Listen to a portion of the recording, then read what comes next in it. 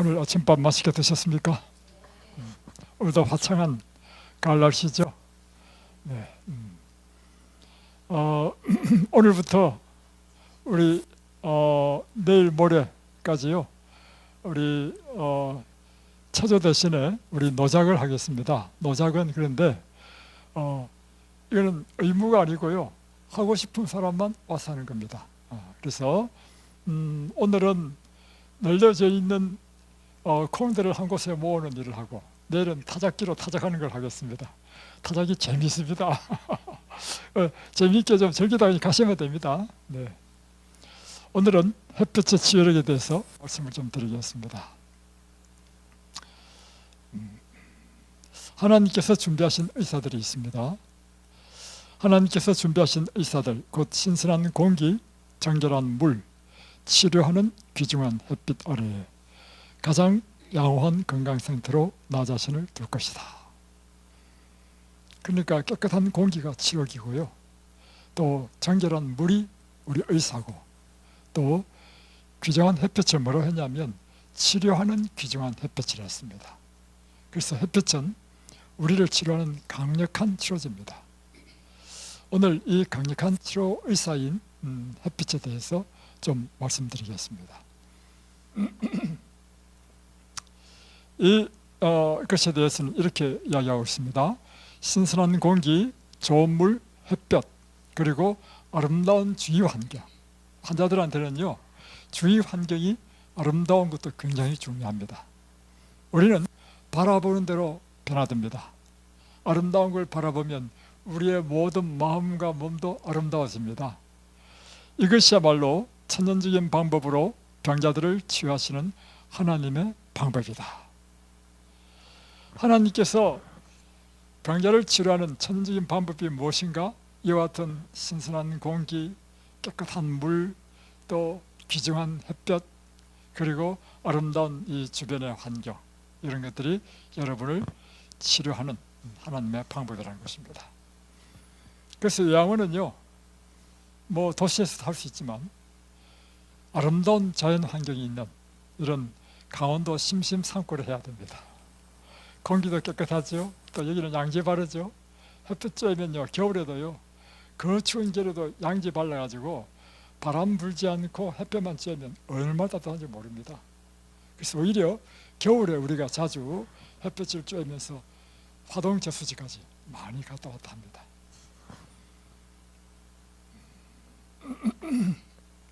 햇볕은 놀라운 치유력이 있는데, 곧 햇볕은 우리에게 생명을 주기 때문입니다.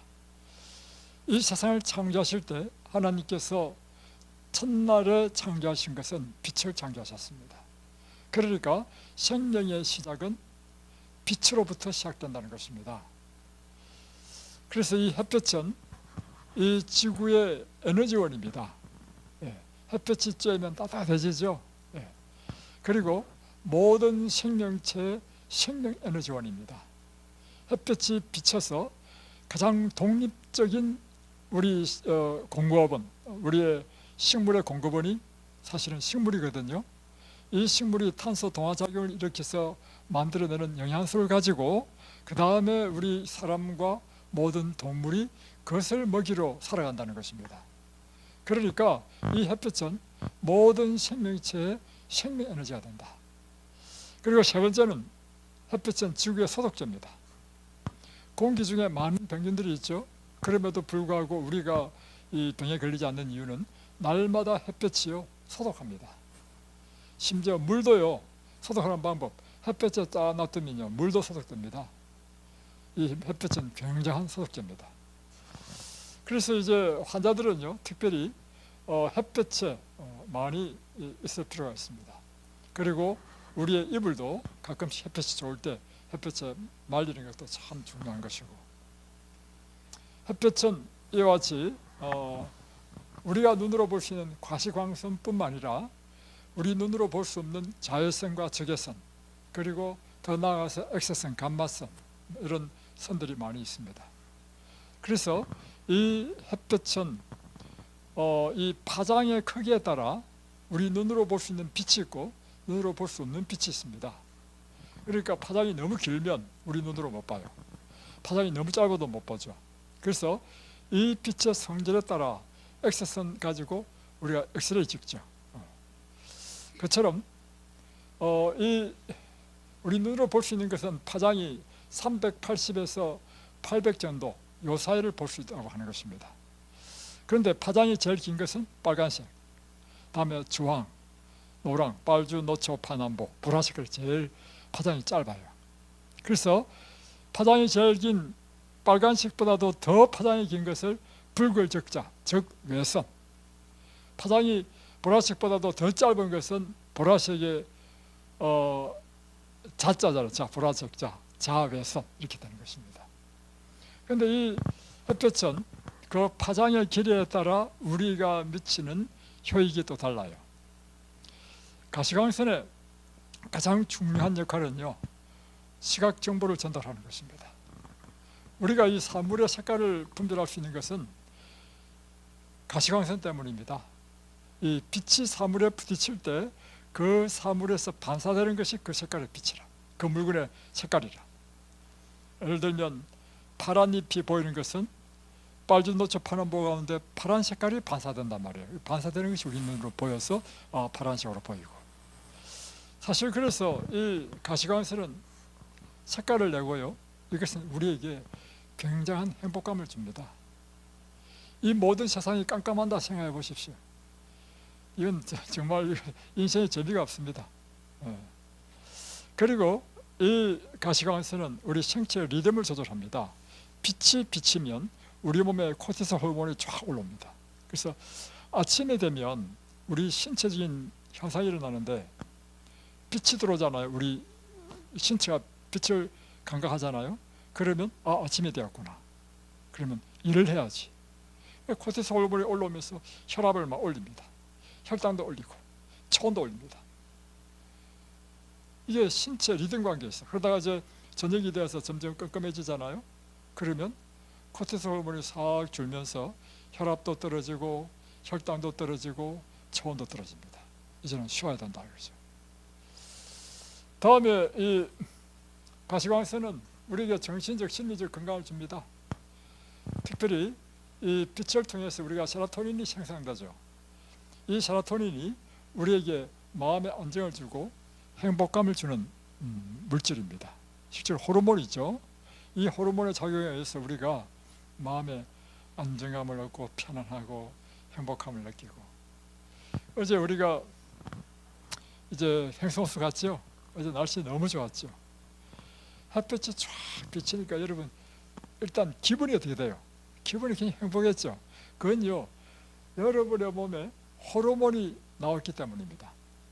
햇빛을 받으면 우리 망막을 통해서 우리 생기는 것이 뭐냐면 세로토닌이 막 생성돼. 이 세로토닌이 쫙 나오면서 우리 마음에는 행복감을 느낀다는 것입니다.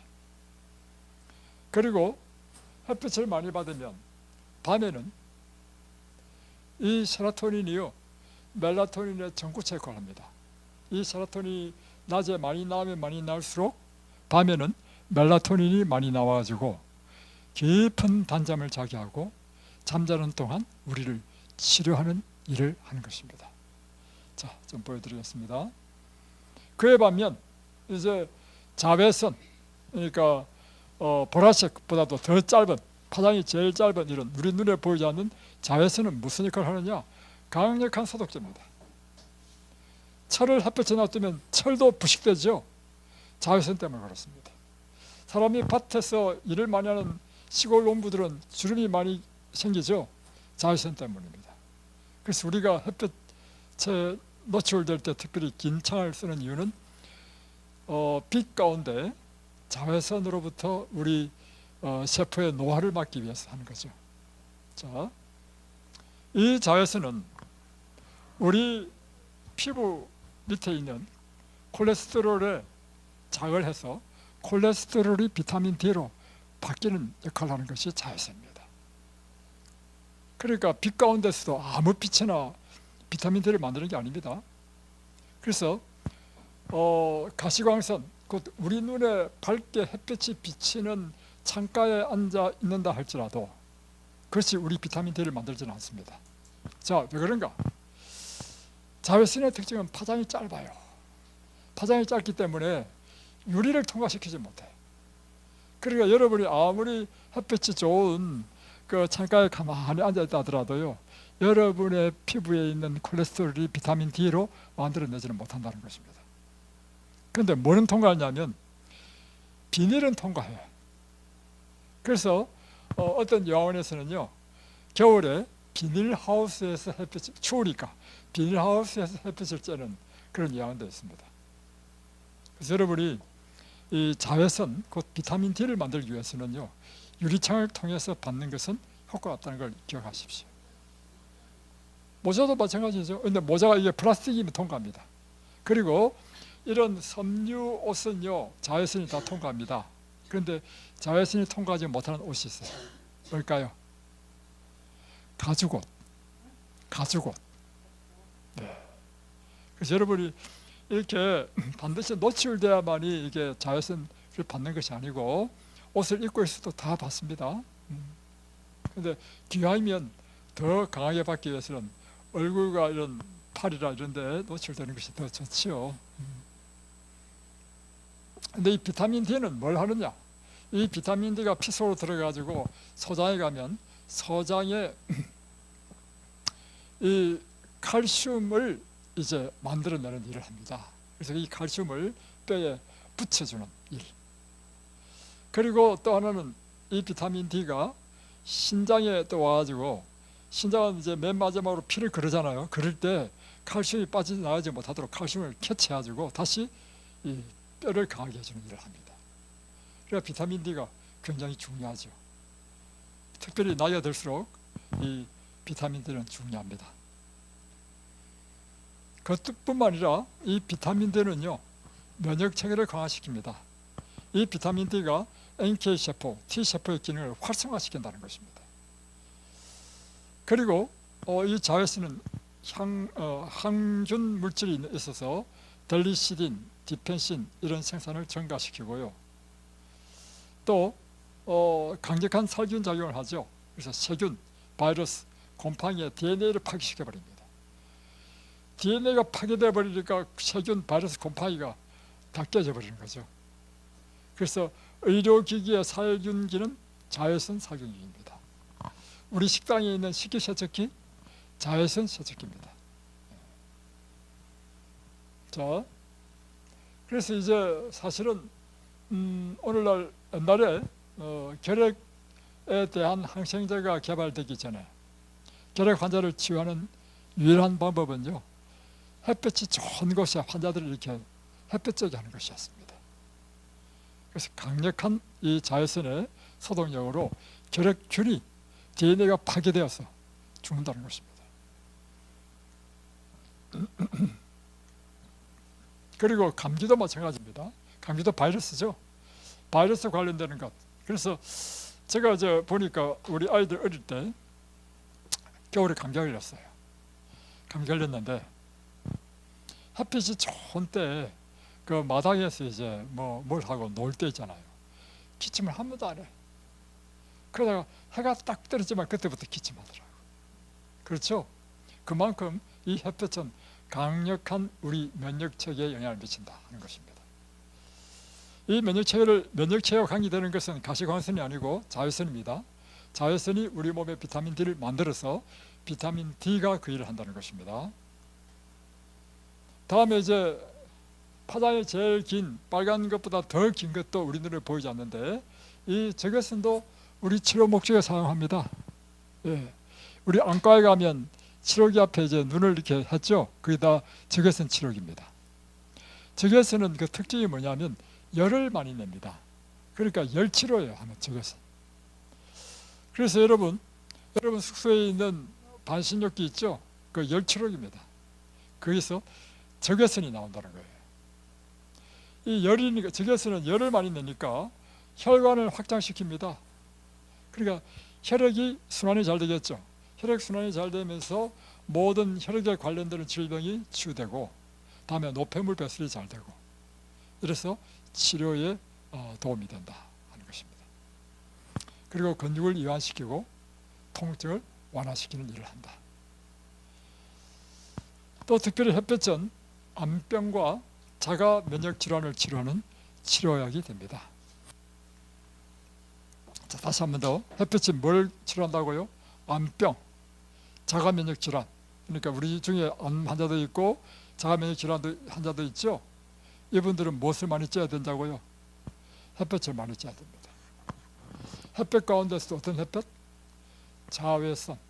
자외선을 쬐기 위해서는 실내에서 유리창을 통과한 햇볕이 아니라 실외에서 직접 햇볕을 쬐야만 된다는 것입니다. 자, 실험을 했는데 쥐를 A그룹쥐와 B그룹쥐로 나눴습니다. 그리고 이 A그룹쥐는 자외선을 많이 쬐어줬습니다. B그룹은 자외선을 쬐어주지 않았습니다. 그리고는 A그룹과 B그룹 모두에게 알레르기를 일으키는 물질을 주사를 했습니다. 그랬더니 자외선을 많이 쬐어준 쥐는요, 알레르기를 일으키는 주사를 맞았다 하더라도 천식 발작이 없다는 것입니다.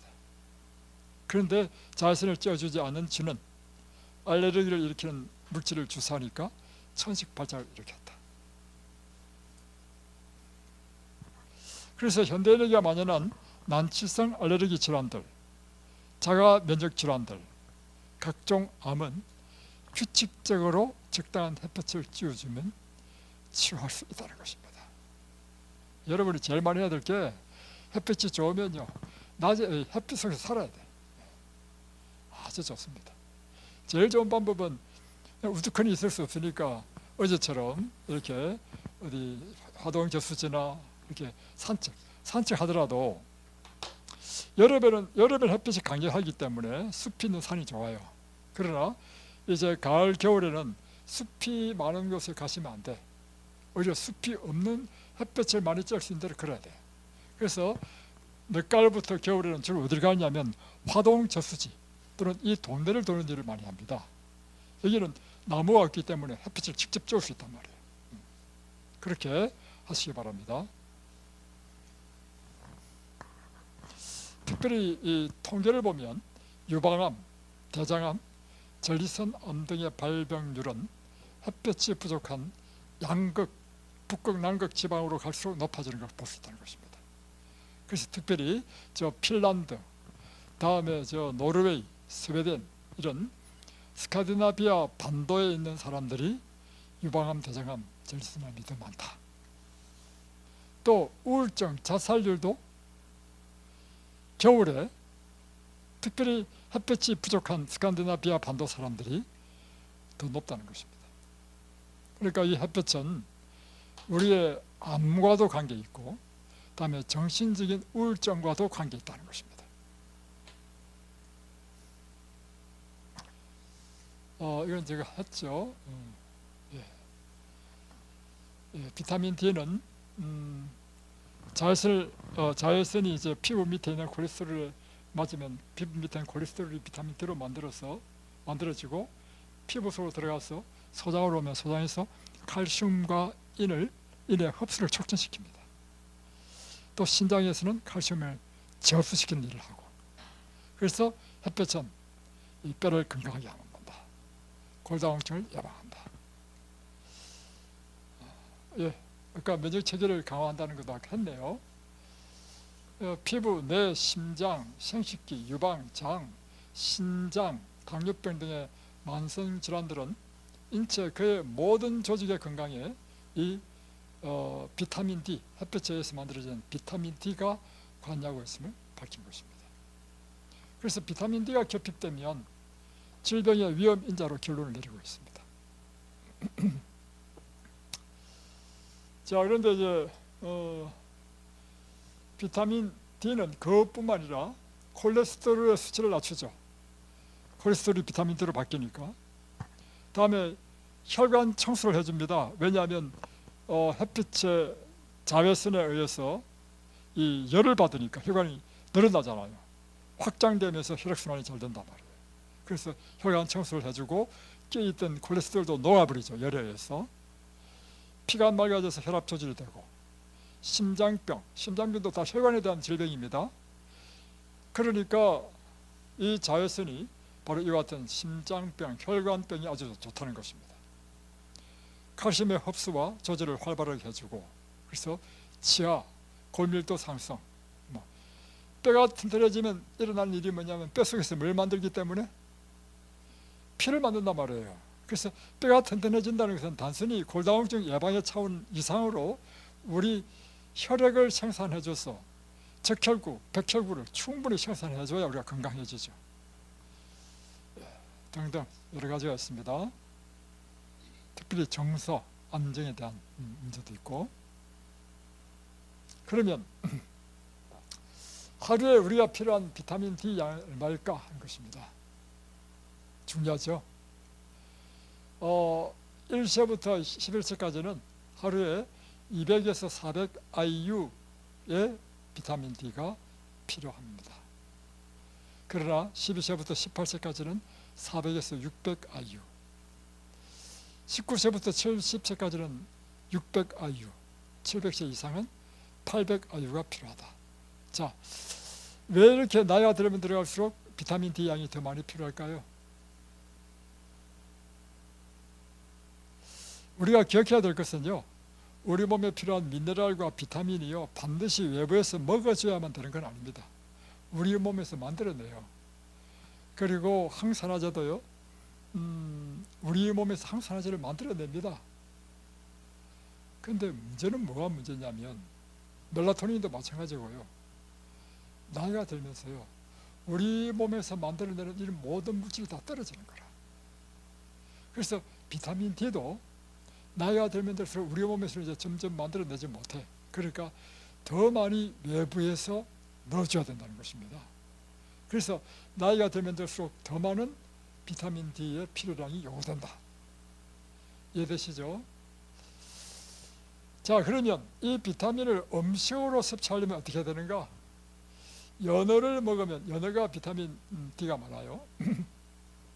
100g당 360 IU가 있다. 그래서 비타민 D만 생각하면 연어 한 200g만 먹으면 하루 충분한 비타민 D가 돼요.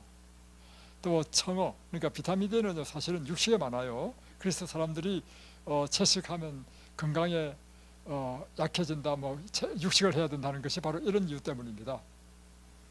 청어는 100g당 280, 마른 표고버섯은 100g당 160 IU, 계란 노른자는 한 개당 약 40 IU.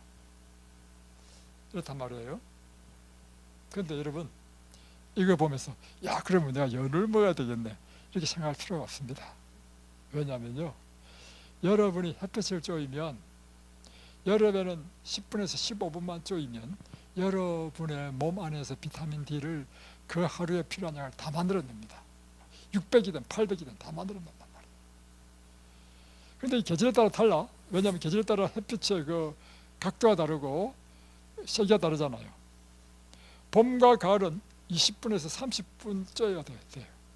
근데 겨울에는 특별히 강원도 이런 고지대에서는 40분을 쪄야 된다는 것입니다. 지금은 이제 한 30분, 30분 쪄면 되죠. 어제 우리가 이제 횡성 호수를 갔습니다. 갔는데 날씨가 얼마나 좋은지, 가다가 벤치에 딱 앉았는데 해가 이제 오니까 이제 서쪽으로 기울면서 그 해를 받게 된 거라. 해를 받아가지고 따뜻한 게 너무 좋았어요. 이곳에서 더 이상 걷지 마십시다. 이곳에서 우리 한 20분 앉았다 왔습니다. 20분 앉았다 왔으므로 어제의 비타민 D는 충분히 공급받았습니다. 그런데 문제는 어제 비타민 내일치까지 다 받는다 하더라도요, 그 내일 안 갑니다. 날마다 받아야 되는 게 문제야, 이게. 자, 또 중요한 것은 햇빛은 멜라토닌을 생산해서 치료한 일을 하는데, 사실은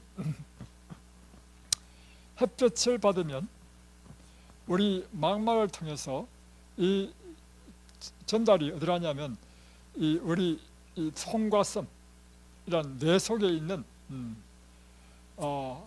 이 손과 슴에는 뇌에 이 빛이 전달되면요, 이곳에서 멜라토닌을 바로 만들어내는 게 아니고 낮에 빛을 받을 때 세로토닌을 만들어냅니다. 낮에 세로토닌을 만들어내면 세로토닌이 하는 일이 뭐라 했죠? 행복 물질이죠. 그래서 기분이 굉장히 좋아지고, 어제 햇빛 쬐니까 기분이 아주 좋았죠. 행복을 느끼고 마음이 평안해지고 한단 말입니다. 그리고 밤이 되면요, 낮에 이렇게 충분히 많이 받으면 그만큼 세로토닌이 많이 생산되죠. 많이 생산된 세로토닌이 멜라토닌을 만드는 전구체, 원료가 돼. 그래서 밤에는 이것이 멜라토닌 생산을 일으켜가지고 멜라토닌 생산이 된다는 것입니다. 중간에 하나 빠졌죠. 세로토닌 다음에 멜라토닌이야. 자, 그래서 낮 시에는 세로토닌이 생산되고 밤에는 멜라토닌이 생산되는데, 이 멜라토닌이 우리 몸을 치료하는 놀라운 치료 물질이라는 것입니다. 그래서 이제 의학자들이 이제 연구를 해보니까 이 멜라토닌은 마치 신비의 물질 같다. 그래서 불로차라는 별명을 붙였습니다. 암흑의 호르몬. 왜냐하면 낮에는 안 나옵니다. 이 멜라토닌이 우리 신체가 깜깜하다 라고 딱 인지하면 그때부터 멜라토닌이 나와요. 그러니까 여러분이 잘 때 어떻게 해야 되느냐면 깜깜하게 만들어야 됩니다. 그래야 여러분의 몸속에서 이 멜라토닌이 막 나와. 이 멜라토닌이 나와가지고 여러분을 치료하는데 어떤 치료하는지 한번 보겠습니다. 일단 멜라토닌은 여러분이 깊은 숙면에 빠지게 합니다. 다음에 시차 적응을 잘하게 합니다. 젊음을 유지시킵니다. 몸속에서 생산되는 호르몬입니다. 자, 매일 밤 양질의 숙면을 취하려면 두 가지 조건을 갖춰야 되는데, 멜라토닌이 생산되기 위해서는 그 전구체인 세로토닌이 많이 생산돼야 되죠. 세로토닌은 낮에 눈을 통해서 빛을 많이 봐야 됩니다. 그래서 낮 동안에 눈을 통하여 충분한 햇빛이 들어봐야 된다. 두 번째는 밤에는 어두워야 된다. 그래야 어두워야 이 멜라토닌이 이제 드디어 나오기 시작하는 것입니다. 그래서 여러분, 밤에 특별히 이 세로토닌 생산이 될 때는요, 멜라토닌은 억제됩니다. 그래서 낮에는요, 오히려 이 햇빛을 많이 쬐면 멜라토닌이 억제된다는 것입니다. 왜냐하면 세로토닌이 나오게 되면 사람이 주의가 집중되고 정신이 맑아지고 이렇게 된단 말이에요. 근데 그 중에서 특별히 세로토닌 생산에 자극을 일으키는 것이 뭐냐면 푸른빛과 색깔이야. 빨주노초 파남보 중에서 파란 색깔이 멜라토닌 생산을 가장 많이 만든다는, 세로토닌 생산을 많이 만든다는 것입니다.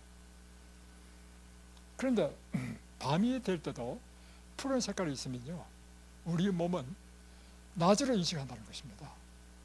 그래서 푸른빛이 있으면 멜라토닌 생산이 안 돼가지고 깊은 잠을 못 자고 멜라토닌 호르몬이 잘 안 나온다는 겁니다.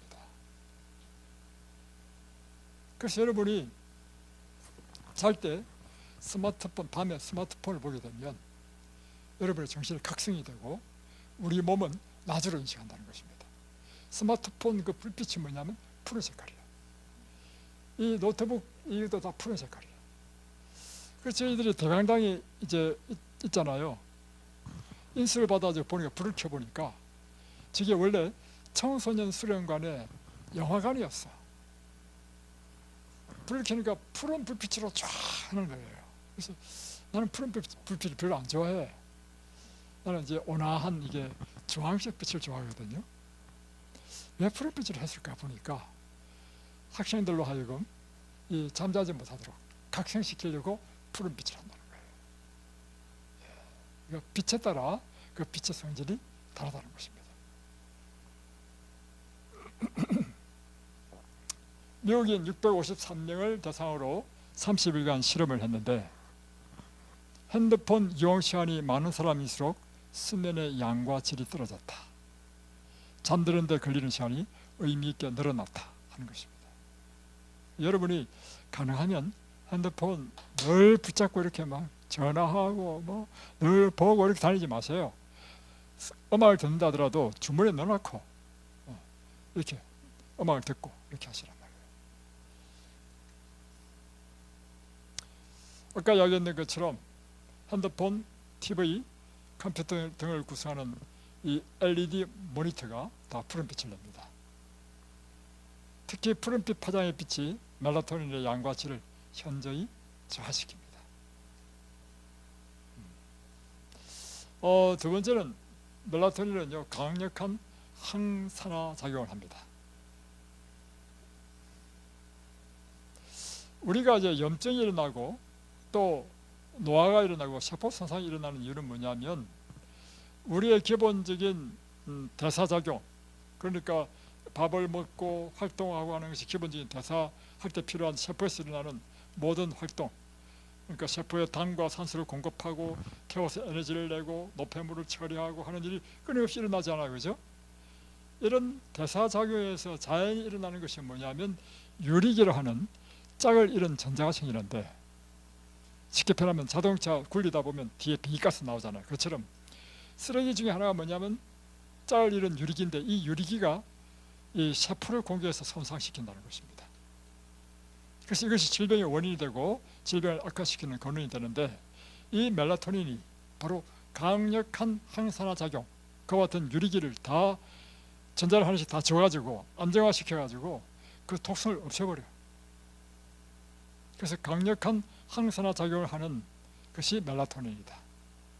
그런데 사실은 우리 몸은 하나님께서 잘 설계해 두셔서 우리 몸에서 이렇게 대사작용이 일어나면 반드시 유리기가 발생할 것을 아시기 때문에 우리 몸에 항산화 물질이 나오도록 되어 있습니다. 예. 그 중에 하나 강력한 것이 뭐냐면 글루타디온입니다. 여러 이 항산화 물질도 한 가지 나오는 게 아니라 여러 개 나옵니다. 뭐 SOD라고 하는 것도 나오는데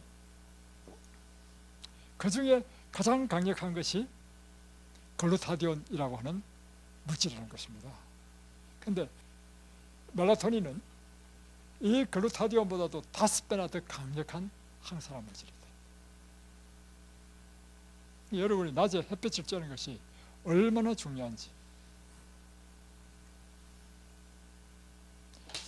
그래서 멜라토닌은 또한 강력한 암 예방 및 치료 물질입니다. 이 손상된 세포를 회복시켜 주는 일을 한단 말이에요. 또 하나는 이제 면역을 강화시키는데, 이 바이러스에 감염된 쥐를 30일간 실험을 했습니다. 이제 어떻게 했냐면, 이제 치사율이 높은, 그러니까 이 바이러스를 그냥 강제로 주사를 했어요. 그러니까 대부분 쥐는 다 죽도록 되어 있는데, 그 중에 멜라토닌을 주사한 A그룹의 쥐와 그냥 멜라토닌을 주사하지 않는 B그룹을 딱 구분해 보니까 멜라토닌을 주사하지 않는 쥐는 92%다 죽어버렸어요. 근데 멜라토닌 주사를 준 쥐는요 16%만 죽었어요. 엄청난 차이죠. 그만큼 멜라토닌은요 강력한 항산화제라, 항산화제. 면역을 강화시켜주는 것이다.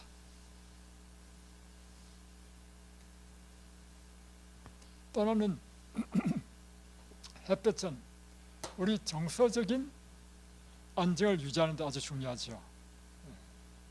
그래서 이야기부터 좀 하고 넘어가겠습니다. 그래가지고 멜라토닌이 참 이제 특별히 이제 불면증 치료제 중에 하나도 멜라토닌입니다. 그리고 이제 멜라토닌이 그뿐만 아니라 면역력을 향상시켜 주니까 그러면은 제약회사에서는 반드시 뭘 만들까요? 약을 만들죠. 그래서 멜라토닌 약 먹는 사람 많습니다. 그런데 멜라토닌을요 천년에서 얻으려고 하니까 옛날에는 1950년대 60년대는 어떻게 했냐면요, 소의 이 송과선에서 멜라토닌 그 호르몬을 추출했어요. 멜라토닌 호르몬입니다. 추출했어요. 그러다 보니 그것이 너무 소량인 거라. 그래서 또 한 가지는 요즘은 소에서 절대 추출하지 않습니다. 광우병 때문에. 광우병. 왜냐하면 그러니까 품질에 문제가 생길 수 있단 말이에요. 그래서 처음에는 소에서 얻었어요. 그래서 영국 같은 데는요, 동물에서 얻은 것은 옛날부터 금지시켰습니다. 근데 지금은 어떻게 하느냐? 약을 만드는 그 방법이 어떻게 만드는지 아십니까? 오늘 여러분이 먹는 약, 그 전부 다요 생약에서부터 시작됐습니다. 식물의 성분 있잖아요. 예를 들면 버드나무 껍질은 달여서 먹으면 혈제가 되고, 그죠? 다음에 말라리아를 또 치료하는 약도 그 뭡니까? 개똥쑥인가? 어떤 뭐 있어. 그것의 물질이 말라리아를 치료하는 게 있단 말이에요. 그래서 이 생약으로 이제 사실 시작하는데, 이 생약으로 사람들에게 공급하려면 어떤 문제가 생겨요? 많이 만들 수 없어. 비용이 비싸죠. 그러니까 과학이 점점 발달해가지고 그 성분을 일으키는 그 약효를요 화학 분자 구조식으로 쫙 푸는 거야. 그래서 제가 4년 동안 배운 게 뭐냐면요, 노상 화학을 배워. 그 분자 구조식을 쫙 배우는 거예요. 그래가지고 제약회사에서는요, 이 분자 구조식대로 화학 물질로 만드는 것이 여러분이 먹는 약입니다. 이해되시죠? 이렇게 이제 만들면 사람 생각에는 그 성분이 우리한테 이제 도움을 준다고 생각하잖아요. 그런데 첫 번째, 천년의 물질보다는 못하다. 두 번째 더 큰 문제가 있는데요, 천년의 물질에서 얻은 것은요 부작용이 없습니다. 그런데 화학약품으로 만든 약을 먹게 되면요 반드시 부작용이 있어요. 그래서 예를 들면 내가 당뇨병으로 해서 약을 먹었단 말이에요. 뭐 인슐린을 더 생산을 증가하는 그런 성분의 약을 먹었다 하십시다. 그 기능은 좀 도움이 되는데 그 약품이 주는 부작용으로요 신장이 망가진단 말이에요. 당뇨병 약 오래 먹으면 신장이 다 망가집니다. 물론 당뇨병 자체가 이제 피를 끓줄하게 만들기 때문에 신장이 망가질 뿐만 아니라 다음에 심장도 또 망가집니다. 그래서 한 가지 약으로 시작했다가 어디 아파서 갔단 말이에요. 그 약을 계속 먹으면 또 약의 부작용으로 또 다른 데 아파. 그래서 순환기 내과로 가십시오. 또 약을 줘. 또 먹어. 또 다른 데 또 문제가 생겨. 다 뭐냐면 약의 부작용이에요. 이래가지고 이거 좋은 사람은요 한 가지 병 때문에 와가지고 나중에는 16가지 약을 먹어. 그리고는 온몸에 병이 다 있어. 이게 신약의 문제입니다. 그래서 오늘날도요 그 유튜브 보십시오. 멜라토닌 선전하는 광고 많이 나옵니다. 뭐 잠자기 전 1시간이나 2시간 전에 먹으면 단잠을 잔다고 이렇게 나오거든요. 그런 부작용이 많습니다. 자, 햇볕은 특별히 캐나다 신경과학자인 놀만 도지 박사가 이제 연구를 해보니까 햇볕이 손상된 뇌에 작용하여 새로운 루트를 만들므로 소실된 뇌 기능을 되살리는 사실을 발견했다. 햇볕이요 우리 망가진 뇌도 재생시킨다는 것입니다. 대단한 역할을 하죠. 여러분이 햇볕을 많이 쬐야 됩니다. 최전 광유전학의 발표들을 보면 햇볕이 뇌세포에 유전자 영향을 주어서 정서를 안정시키고 자신감을 부추기는 호르몬의 분비를 활성화한다는 것입니다. 또한 빛은 불안과 공포를 담당하는 뇌 편도체 기능의 균형을 가져올 수 있다. 우리가 전두엽이 있고 편도체가 있거든요. 전두엽이 활발하게 이제 활동하게 되면 편도체는요 그 기능을 안 합니다. 편도체가 확 기능을 하게 되면 전두엽이 딱 중지해요. 이게 시스 역할을 하는데 예를 들면 이와 같은 것입니다. 우리가 두려움을 느끼잖아요. 이것은 편도체가 활성화되어 있어요. 두려움을 딱 느끼면 정상적인 우리의 이성이 딱 마비되어 버립니다. 반대로 우리가 영적인 사물을 생각하고 우리가 하잖아요. 그러면 두려움과 불안과 걱정이 없어져. 그래서 여러분이 날마다 성경을 열심히 연구해야 되는 이유는 뭐냐면 성경을 통해서 하나님께 주시는 힘과 위로 영적인 것을 계속 보게 되면요 전두엽이 활발하게 이게 활동해. 그러면 편도체가 확진을 하지 못해. 그러니까 여러분의 마음에 무엇이 없어요? 불안과 염려와 걱정이 없어지는 거라. 편안해지는 거라. 여러분, 그래서 우리가 날마다 이렇게 하나님의 뜻대로 항상 기뻐하고 쉬지 말고 기도하고 범사에 감사하는 삶을 사는 것은 실제적으로 굉장히 중요한 일이다 하는 것입니다.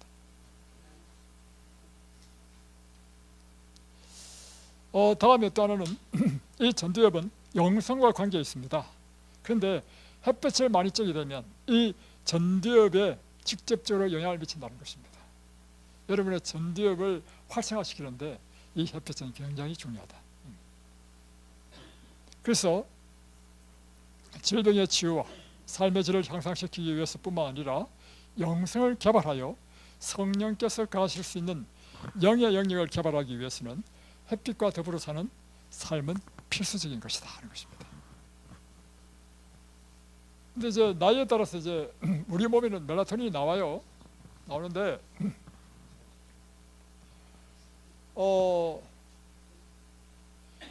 어릴 때는요, 우리 몸에서 멜라토닌이 얼마나 많이 나오는지, 애들은요 잠만 자죠. 그 이유는 몸에서 멜라토닌이 막 나오기 때문입니다. 저번에도 이야기했죠. 우리 오늘 일요일이죠. 오늘 오겠네. 점심 때 우리 큰딸이 오거든요. 우리 큰딸이 별명이 잠순입니다. 어릴 때요 잠을 얼마나 많이 자는지, 그래가지고 우리 교회 가야 될 시간에 아침 우리 9시 반까지 교회 가야 되잖아요. 잠을 자고 있어. 할 수 없이 들줄 업고 갔어. 교회 가도 잠을 자고 있어. 그래서 또 눕혀놨어. 예배 다 끝나고 밥 다 먹어도 아직도 잠자고 있어. 갈 때 다시 또 업고 또 집에 왔어. 그래서 제가 천안중앙교회 다녔는데 그때 천안중앙교회 교인들이 한 말이 있습니다. 우리가 언제 순지 눈 뜨는 걸 볼 수 있을까? 순지 눈 뜬 걸 볼 수 없다는 것입니다. 그 이유는 어린아이 때는요 멜라토닌이 엄청 나옵니다. 그러니까 키가 쑥 자라잖아요. 쭉쭉 자라잖아요. 네. 그래서 보십시오. 제 주위에 의대 간 이제 우리 자녀들이 있거든요. 이제 제가 청학빌라 옛날 살았는데 그곳에 의대 간 자녀가 둘, 또 가까이 또 한 사람이 있는데 공통점이 뭐냐면 의대 가려면 공부 엄청나게 해야 되죠. 잠을 안 잔 거야. 공부한다고. 다 키가 다 작아. 근데 우리 또 막내딸도 잠이 많았어. 노상 잠만 자. 그래 키가 180이야. 물론 뭐 유전자에도 관계 있겠지만 그만큼 이 멜라토닌은 잠자는 것 관계 있고 굉장히 중요한 일을 하고 있습니다. 그런데 이게 사춘기가 되면 75%로 뚝 떨어지는 거예요. 노년은 거의 나오지 않습니다. 그러니까 아까 이야기했죠. 나이가 들면 들수록 우리에게 필요한 비타민 D의 양이 더 많아진다고. 마찬가지로 나이가 들면 들수록 우리가 외부로부터 받아야 되는 멜라토닌 양이 더 많은 거예요. 무엇을 받는다고요? 햇볕을 쬐을 때 우리 뇌에서 햇빛을 받아서 멜라토닌을 만든다는 것입니다. 그리고 이제 밤이 되면, 낮에는 이제 이것이 세로토닌이 나왔다가 밤이 되면 세로토닌이 멜라토닌으로 바뀝니다. 그 이유는 멜라토닌을 만드는 전구체, 재료 역할을 하는 것이 세로토닌이란 말이에요. 그래서 이걸 쉽게 표현해서 우리는 세로토닌이 멜라토닌으로 바뀐다 이렇게 표현하는데, 이 멜라토닌이 또 나오는 것도요 밤이 깊어가면 깊어갈수록 더 많이 나와. 그래서 보통 10시에서 새벽 2시가 제일 많이 나옵니다. 그래서 여러분이 잠을 자더라도 일찍 잠을 자야 여러분의 몸이 개운하고, 이 잠자는 동안에 하는 일이 뭐냐면 멜라토닌이요 우리 몸에 있는 모든 하루 동안 대사작용을 통해서 일어난 망가진 세포들을 다 수리하는 일을 멜라토닌이 하는 것입니다. 그 이야기 들어보니까 그렇더구만. 밤중에 뭘 하냐면요 우리 세포에 유전자 있죠. 유전자를 쭉 푼다는 것입니다. 원래 실타래처럼 꼬여 있어서 염색체를 하잖아요. 그 염색체를 쭉 풀어가지고 그 염기세열 ATCG 염기로 되죠. ATCG라는 염기로 쫙 되어 있잖아요. 그 가운데 하루를 살다 보면 활성산소, 아까 유기리 이런 공격을 받아가지고 유전자의 염기가 깨지고 망가지는 것도 있단 말이에요. 그러면 그 유전자가 기능을 제대로 못해. 이럴 때 멜라토닌, P53 이런 것들이요 함께 합력해가지고 뭘 하냐면 깨지고 망가진 이 것을 다 교체를 해, 수리하고. 그런 다음에 이제 아침이 되면 다시 쫙 풀었던 걸 다시 쫙 모아서 염색체 또 실타를 만들어. 이런 신묘막측한 일이 밤마다 일어나는데 여러분이 밤에 잠을 안 자면 어떻게 되겠어요? 깨진 거죠. 수리할 시간이 없어. 그러니 질병이 걸리지. 그래서 잠을 잘 자야 됩니다. 잠을 자더라도 몇 시에? 10시에 깊이 잠이 자려면 9시는 불 꺼야 된다. 그래서 이덴벨리에서는 9시 되면 다 소독한다. 그리고 아침에는 일찍 일어나십시오. 자, 우리 몸의 멜라토닌 수치를 증가시킬 수 있는가? 예. 어떻게 하면 되는가? 운동을 하게 되면 멜라토닌 생산이 증가합니다. 실험을 해보니까 1시간 동안 자전거 타기를 했더니 멜라토닌 생산이 2배에서 3배나 증가했다. 엄청 증가하죠. 여러분, 운동은 자전거 타기를 하는 대신에 걷는 것도 마찬가지입니다. 여러분, 열심히 운동하면 멜라토닌 생산이 돼가지고요 밤에 잠 잘 자죠. 밤에 잠을 잘 잔다는 의미는 여러분의 잠자는 동안 멜라토닌이 여러분의 몸을 치료한다는 것입니다. 자, 다음에 이제 우리가 음식 가운데 멜라토닌이 많은 음식이 있어요.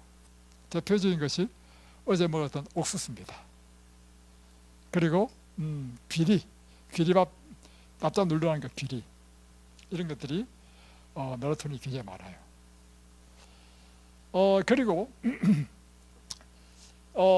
멜라토닌을 만드는 전구체가 트리토판이라는 아미노산입니다. 아미노산, 단백질의 한 아미노산인데 트리토판이 많은 음식을 먹으면 이것이 우리 몸에서 멜라토닌으로 바뀝니다. 그래서 트리토판이 많은 음식을 먹어야 된다 이거죠. 트리토판이 많은 음식이 뭐냐? 콩입니다. 콩. 그래서 쌀 이런 것들. 자, 또 B6, 칼슘 이런 음식을 많은 것을 먹게 되면 멜라토닌이 증가됩니다. 그래서 이 옥수수, 호박씨, 두부, 피망, 고추 이런 것들이 많습니다. 현미쌀. 자, 그런데 여러분, 또 뭐도 알아야 되느냐면 우리가 금식을 하게 되면 말이죠, 멜라토닌이 증가합니다. 또 소식을 하게 되면 멜라토닌이 증가합니다. 그래서 금식을 하게 되면 일어나는 일이 뭐냐면 막 잠이 쏟아져요. 저도 여러 번 했거든요.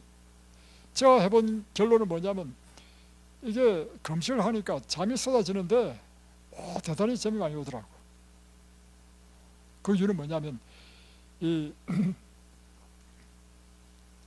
멜라토닌이요, 이 송가선에서만 생기는 것이 아니고요, 대장에서도 유익균이 멜라토닌을 만들어낸다는 것입니다. 그런데 대장에서 만들어내는 이 유익균은요, 뇌에서 만들어내는 걸 10%라고 한다면 대장에서 만들어내는 멜라토닌은 90%를 만들어낸대. 엄청나죠? 그러니까 절대적이죠. 그래서 여러분, 우리가 왜 소식하라는가? 잔뜩 과식을 하게 되면 오히려 이 음식 쓰레기가 생겨가지고 유해균이 더 많이 생겨. 근데 소식 적당하게 먹으면요, 이 유익균이 그 먹이가 돼가지고 유익균이 확 증가하면서 유익균이 뭘 만들어내냐면 멜라토닌을 만들어낸다는 거예요. 그리고 채식을 하게 되면 멜라토닌이 더 많이 증가합니다. 왜냐하면 유익균의 먹이는요, 섬유질입니다. 채식에 섬유질이 많잖아요. 그래서 채식을 하게 되면 여러분이 이 면역력이 증가하고 멜라토닌이 증가해서 여러분의 병을 이기는 원인이 여기 있다는 것입니다.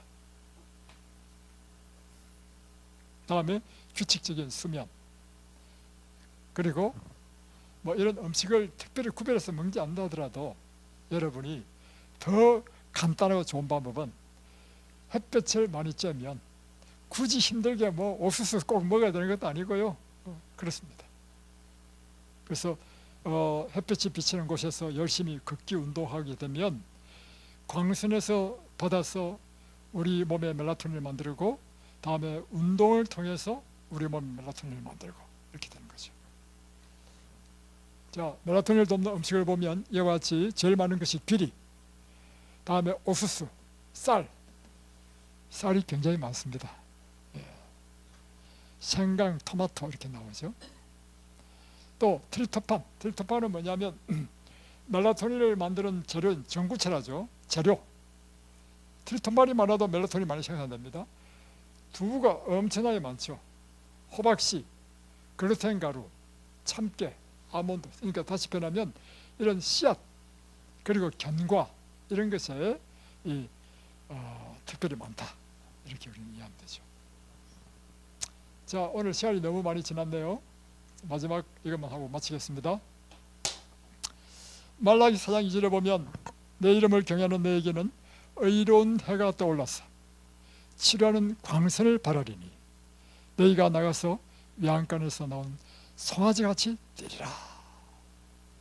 자, 여러분에게 치료하는 광선이 비치는데 어떨 때 치료하는 광선이 우리에게 해처럼 비친다는 겁니까? 여호와 이름을 경외하는 자에게. 그래서 여러분이 하나님을 경외하게 되면 하나님의 치료의 광선이 강력하게 여러분에게 비칩니다. 그래서 지금 여러분 아파서 뛰지도 못하죠. 여러분 외양간에서 나온 송아지 봤습니까? 아직 곱비를 하지 않은 송아지.